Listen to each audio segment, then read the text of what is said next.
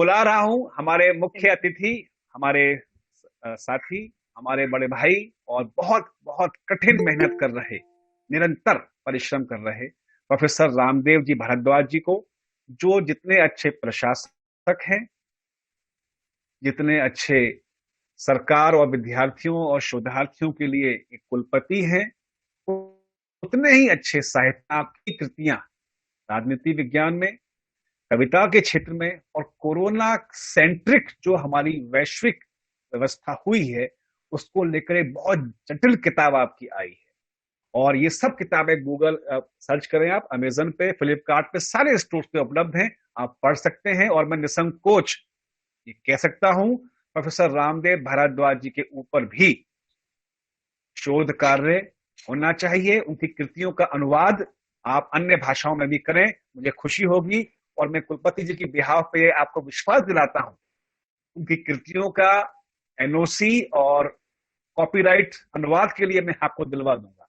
साथ ही प्रोफेसर नीलू गुप्ता की दो कृतियां हैं, बहुत विलक्षण रचनाएं हैं, अनुभव हैं, उनका भी बंगला, मराठी, तमिल, तेलुगु या अन्य भाषाओं में, गुजराती में जो भी अनुवाद करवाना चाहें साथी प्राध्यापक गण मेरे से संपर्क कर सकते हैं, आपको उसका भी एनओसी हम अवेलेबल करवा देंगे।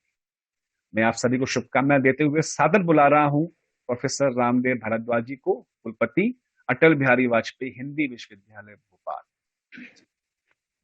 आलोचना का लोकतंत्र विषय पर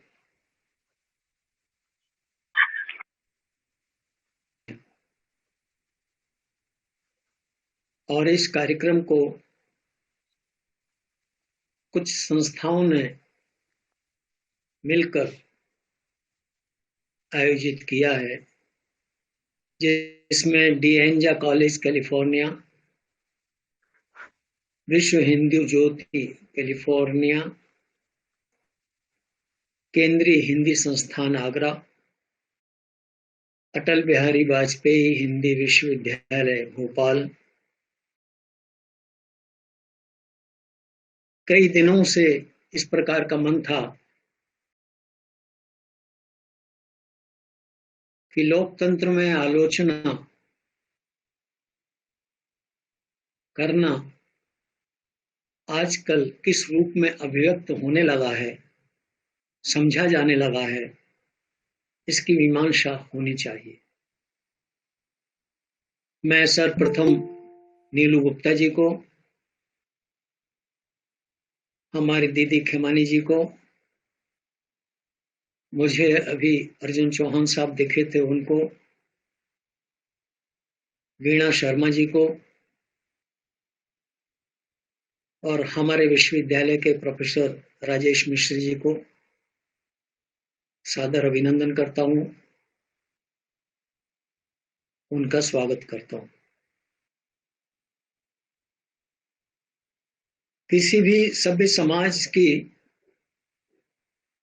उत्कृष्ट से भी अधिक यदि हम कुछ कहें, उस उत्कृष्टतम अभिव्यक्ति व्यवस्था के रूप में लोकतंत्र है। और लोकतंत्र का आधार आलोचना है कि आलोचना जितनी अधिक होगी लोकतंत्र की, उसकी खामियों को दूर करने के जितने सशक्त प्रयास होंगे, और यदि कहीं कमजोरी रह जाती है, किसी आवेश में, किसी दबाव, प्रभाव या पूर्वाग्रह में कोई ऐसे निर्णय होते हैं जिन्हें निर्णय लेने वाला नहीं समझ पाता है, आलोचना के द्वारा उसे परिमार्जित किया जाता है, संशोधित किया जाता है और समाज के लिए उपयोगी बनाया जाता है। इसलिए इसमें तो दो मत नहीं कि लोकतंत्र में धार रखने का काम आलोचना करती है, लेकिन वह आलोचना करने के लिए नहीं होनी चाहिए। आलोचना की एक स्वस्थ परंपरा है आलोचना का एक स्वस्थ वातावरण मीमांसा हुई है। हम यह मानते हैं कि व्यक्ति के जीवन में, समाज में, राज्य में असहमति बहुत जरूरी है, क्योंकि असहमति और विमर्श ही व्यक्ति के व्यक्तित्व और राष्ट्र के व्यक्तित्व के विकास का आधार होता है। इसलिए विमर्श की परंपरा हिंदुस्तान में और हिंदुस्तान के बाहर बहुत प्राचीन है। इस दृष्टि से हम यदि विचार करें तो वाद, प्रतिवाद और संवाद, थीसिस, एंटीथीसिस एंड सिंथेसिस, जिसमें सोक्रात, प्लेटो और अरस्तु की एक लंबी परंपरा रही है। भारतीय संदर्भों में विदेह राजा जनक की जो राज दरबार थे, उसमें शास्त्रार्थ की परंपरा, मंडन मिश्र के द्वारा शास्त्रार्थ की परंपरा, और आज वर्तमान में भारतीय संसद में जो विमर्श आलोचना की परंपरा है, उसका कोई विकल्प नहीं है। इसलिए आलोचनाएं तो होनी चाहिए, क्योंकि हमारे संविधान में भी मौलिक दृष्टि से अभिव्यक्ति की स्वतंत्रता हमें मिली है। विभिन्न मतों से परस्पर एक दूसरे को अवगत कराने की स्वतंत्रता हमें मिली है। आलोचना, प्रत्यालोचना और फिर आलोचना की स्वतंत्रता हमारे पास है, लेकिन साथ ही साथ विभिन्न मतों का सम्मान करना भी हमारे लोकतंत्र की मर्यादाओं और सीमाओं में आता है। हम यदि अपने मत को, विचार को, अपनी दृष्टि को रखते हैं तो हमारे मन में यह पूर्वाग्रह नहीं होना चाहिए कि यही सत्य है और दूसरे पक्ष को इसे स्वीकार करना चाहिए, और यदि वह नहीं करता है तो गैर लोकतांत्रिक है। पक्ष और विपक्ष दोनों के लिए यह बात लागू होती है। सर्वोत्तम प्रणाली इसलिए लोकतंत्र को माना गया है कि इसमें अनपढ़ से अनपढ़ व्यक्ति, निरक्षर व्यक्ति भी ज्ञानी हो सकता है। उसका विचार पुंज और उसकी विचार परंपरा सशक्त हो सकती है। उसके विचारों का समाज में उपयोग हो सकता है। उसके भाव और उसकी अपनी सामाजिक और राजनीतिक और राष्ट्रीय दृष्टि का महत्व हो सकता है। इसका पाठ्यक्रमों की पढ़ाई से, बीए, एमए, एमएससी से कोई मतलब नहीं है। हमारी भारतीय संसद में ऐसे अनेक उदाहरण हैं, वर्तमान में भी और पूर्व में भी। यद्यपि वे औपचारिक शिक्षा पद्धति से डिग्रीधारी नहीं है, लेकिन जब वो विमर्श के लिए खड़े होते हैं और अपनी बात रखते हैं तो बहुत सशक्त तरीके से रखते हैं, तर्क संगत रखते हैं, मर्यादित जीवन जीने के लिए रखते हैं। इस दृष्टि से हम यदि देखें तो भारत रत्न अटल बिहारी वाजपेयी के द्वारा संसद में पंडित जवाहरलाल नेहरू के व्याख्यानों पर जो आलोचनात्मक टिप्पणियां की जाती थी, वो हमारे संसदीय रिकॉर्ड में देखने को मिलेगा। वे आज कितनी सार्थक, उपयोगी और महत्वपूर्ण है।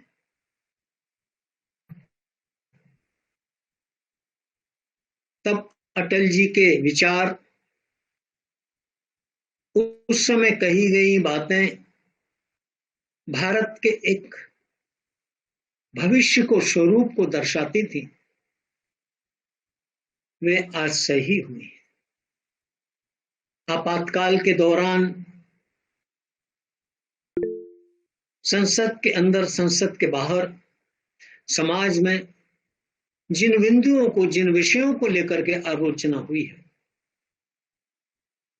और वो उथल पुथल का दौर जो निकला है, यह भारत में लोकतंत्र की स्वस्थ परंपरा को दर्शाता है।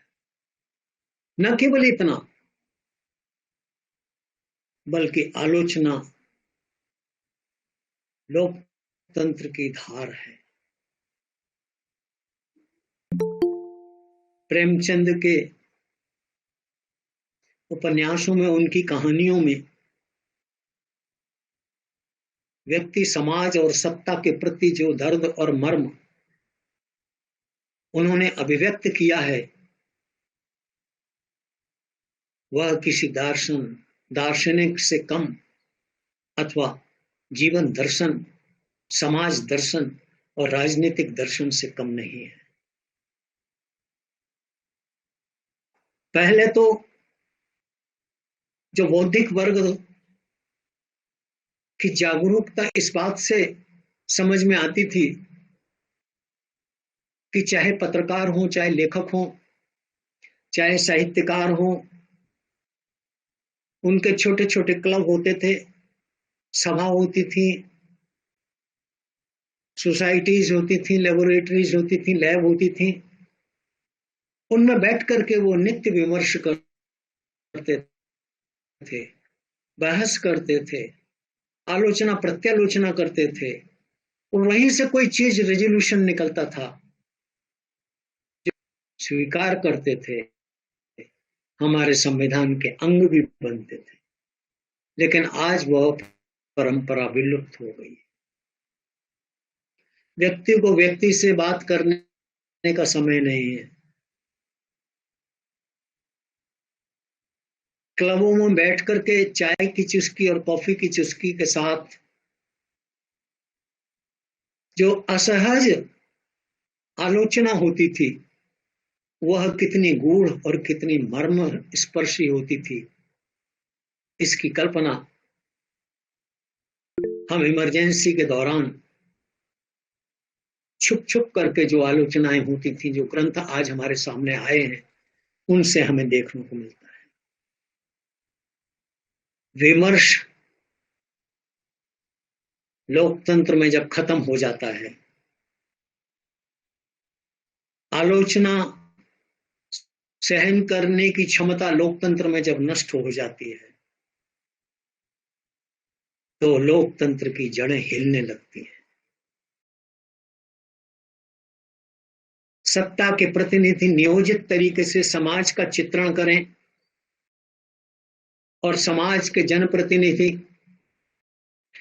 नियोजित तरीके से सत्ता की आलोचना करें, उसमें कोई बैर भाव ना हो, उसमें कोई जय पराजय का भाव ना हो, उसमें कोई हार जीत का रस ना आए, एक ही रस समाहित हो, लोकतंत्र मजबूत हो, विमर्श की परंपरा पुनः खड़ी हो, विमर्श फिर से जिंदा हो, तब हम देखेंगे कि किस प्रकार से हम आलोचना के माध्यम से व्यक्ति का निर्माण कर सकते हैं। एक पिता अपने परिवार में पुत्र को और अपने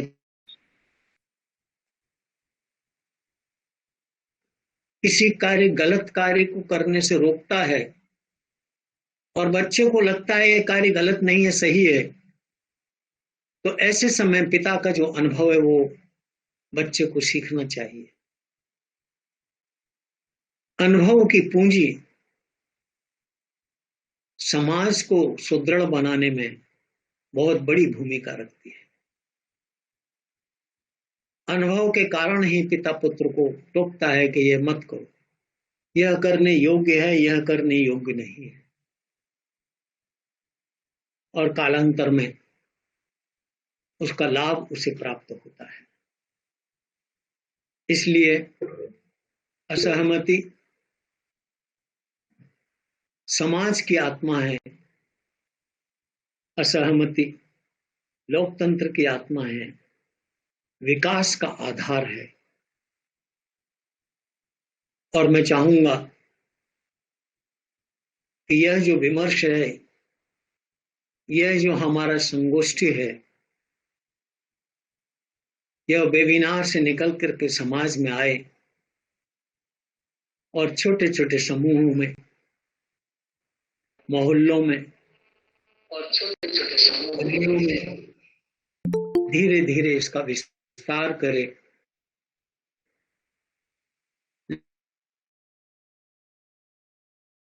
लोगों को इकट्ठा करे। जो पद्धति पहले स्कूलों में विकसित होती थी, स्कूल सिर्फ एबीसीडी सिखाने के माध्यम नहीं थे, वह जीवन की शिक्षा भी देते थे। जैसे उदाहरण के लिए हर शनिवार को हमारे यहाँ बाल सभा होती थी, जिसमें कहानी, कविता, संग्रह, काव्य, आलोचना, प्रत्यालोचना, इससे आदमी खड़ा होता था। खेल होते थे, हार जीत का अनुभव होता था, हम एक दूसरे से सीखते थे। वो सब विलुप्त हो गया, हम सब डिजिटलाइज्ड हो गए, भाव विहीन हो गए, केवल शब्दों में संसार गढ़ने वाले,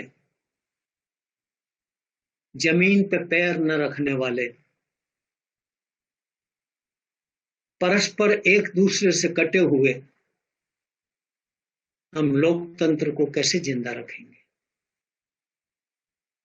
जनप्रतिनिधि जन से नहीं मिलता, जनप्रतिनिधि आलोचना करने पर आक्रोशित हो जाता है, तब ऐसे में लोकतंत्र कैसे जिंदा रहेगा? और यही कारण है कि विगत 1-2 वर्षों से लोकतंत्र का जो स्वरूप है वो बिगड़ता चला जा रहा है। आलोचना में दुराग्रह है, आलोचना स्वस्थ परंपरा है, लेकिन आलोचना का माध्यम लेकर के व्यक्तिगत स्वतंत्रता और अभिव्यक्ति की स्वतंत्रता को लेकर के, संगठन और आंदोलन की स्वतंत्रता को लेकर के जब लोकतंत्र की संस्थाओं को, लोकतंत्र की मर्यादाओं को पंगु बनाया जाएगा, तो वह लोकतंत्र कितने समय तक सुदृढ़ रह पाएगा? लोकतंत्र को भी परिमार्जित होना पड़ेगा और ऐसे तत्वों को, ऐसी व्यवस्थाओं को, ऐसी समालोचनाओं को सटीक जवाब देना पड़ेगा। तब कहीं लोकतंत्र विचलित न हो जाए, यह हमारी चिंता का विषय है। वर्तमान संदर्भों में हम जहां जहां प्राचीन और सुदृढ़ लोकतंत्र रहे हैं, मेरी चिंता अमेरिका में जो हुआ, भारत में जो हो रहा है, म्यांमार में अभी जो हुआ, नेपाल में जो हो रहा है, ये सब लोकतांत्रिक व्यवस्थाएं हैं। उन पर जिन चीजों को थोपा जा रहा है और आरोपित किया जा रहा है, करने के प्रयास किए जा रहे हैं, वह कहीं आलोचना नहीं है। यह आलोचना नहीं है, यह प्रतिशोधात्मक संगठित अभिव्यक्ति लगती है। इसलिए हमारे सामने, हम प्रबुद्धों के सामने, हम तथाकथित ज्ञानवानों के सामने यह विषय होना चाहिए, और है भी, चिंता का विषय है कि इस संक्रमण काल से लोकतंत्र को कैसे बचाएं। बचाने का विषय नहीं है, खड़ा करने का विषय नहीं है। एक मानक स्थापित करने का विषय है। ऐसी अवस्थाएं प्रत्येक लोकतंत्र में आती हैं, आएंगी, लेकिन हमें लोकतांत्रिक पद्धति से ही इन समस्याओं के समाधान के लिए फिर वही विमर्श, आलोचना, डायलॉग, डिस्कशन, प्रतिवाद, वाद, संवाद, इन शैलियों पर आस्था रखनी पड़ेगी। तभी हमारा लोकतंत्र बहुत लंबे समय तक, शताब्दियों तक, अनंत काल तक चलेगा। ये अनुभव लोकतंत्र के लिए जरूरी है और इनसे जो परिमार्जन होगा उससे लोकतंत्र और सुदृढ़ होगा। मेरा अपना ऐसा विश्वास है। आप लोगों ने मुझे इस आयोजन को करने में विश्वविद्यालय पर जो विश्वास व्यक्त किया, उसके लिए मैं विशेष तौर पर विश्व हिंदू ज्योति संस्थान कैलिफोर्निया, डिएंजा कॉलेज कैलिफोर्निया का आभारी हूँ। बहुत बहुत धन्यवाद। धन्यवाद सर।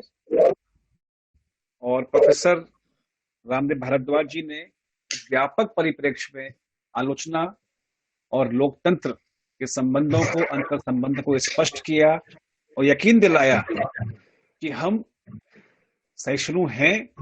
हम अपनी आलोचना को, हम अपनी व्यक्तिगत और लोकतांत्रिक पद्धति से, चाहे संसद हो, चाहे देश हो, चाहे हमारा महाविद्यालय हो या शहर हो, हम अपनी समीक्षा, मूल्यांकन करने का अवसर आलोचना से पाते हैं।